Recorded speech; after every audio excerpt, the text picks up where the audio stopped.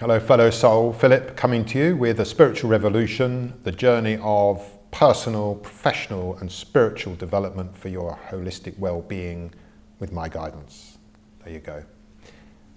Not long ago, about a month ago, I created the Witness, I call it Witness, just Witness. It's one of the pages on my website, spiritualrevolution.com, and it's like recording history in real time because we're living in very turbulent times, and future history books, the pages will burn with excitement for all the readers, I'm sure. Now, I'm going to read one of the entries that I wrote a few days ago, 17th of November in fact. I'm recording on the 19th. Let me read it to you. I have lived all my life in a human world that attaches great emphasis on us having goals, dreams, ambitions, and a desire to be seen, to be successful by others. Firstly, it's as if we judge ourselves by how we perceive others judge us. In doing this, we have given away our power, given away our very core human essence to external sources. In effect, we have become slaves to the external world. Secondly, this puts our focus in life on making a better tomorrow, and that means we lose sight of and consciousness of the present life we are living. We are turning our backs on life itself, since life can only be experienced today, now, in the present time. I'm not saying dreams are wrong, but I am saying we need to shift our focus onto goals which are for today. And bear in mind that it's always today. You are only ever living today. You may go to bed thinking about tomorrow, but upon waking up, you are in today all over again. So by setting your primary goal for today, you are setting a goal for all of your life. What goal will yours be? I can tell you mine, to be healthy, happy, and harmonious. Won't always achieve it, but since it's my main focus, I make all my decisions in life to support it. Out of this foundation, I can then think about what I want to do and where I want to get to.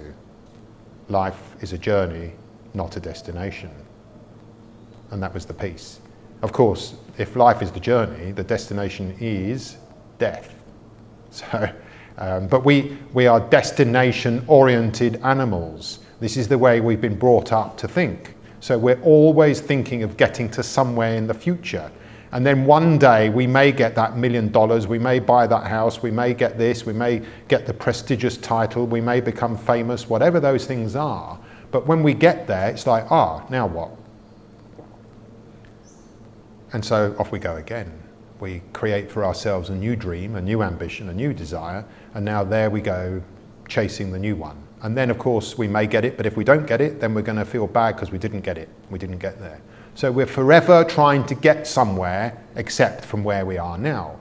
But the trouble with all that is, and in and of itself, it's not a bad thing, as I said in my piece. But that's turning our back on today.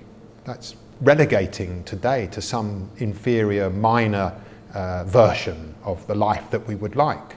But you can't get that life you like in the future. You can only get it today, now. This is the time.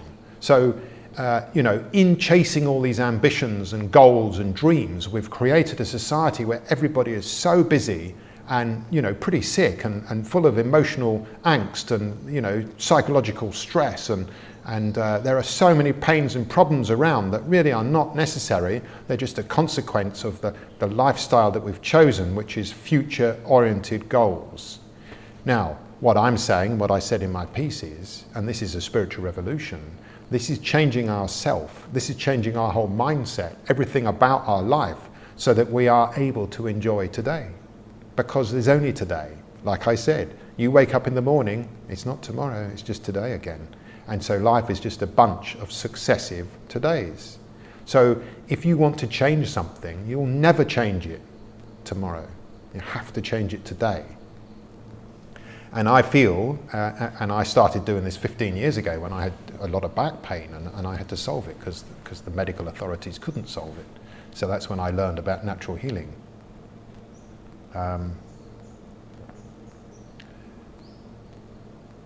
I've lost my track, I always do.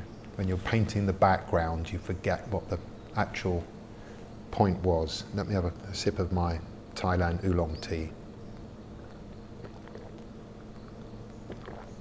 That's what it was. So surely all of us want to be healthy and happy. And you can't make yourself happy, but if you can make yourself healthy and you can live in harmony. And when you experience good health and you live in harmony most of the time, not stress most of the time, you've created the conditions for happiness to emerge out of inside you. That is how we get happy. So I strongly feel that it's health that we can do something about. We change our diet, we change our lifestyle, we change our mindset. So if you have a goal where you want to be healthy today, then you can't just give yourself 1 minute for breakfast. You've got to give yourself half an hour. And if you're giving yourself half an hour for breakfast but you haven't got time, well, you have to wake up earlier. So the whole point is that by creating an objective for today, that guides us into making the changes that we need to make so that today can be healthy. And what is the point of life if it's not to be healthy and happy? What is it? Having fun surely is the point of life.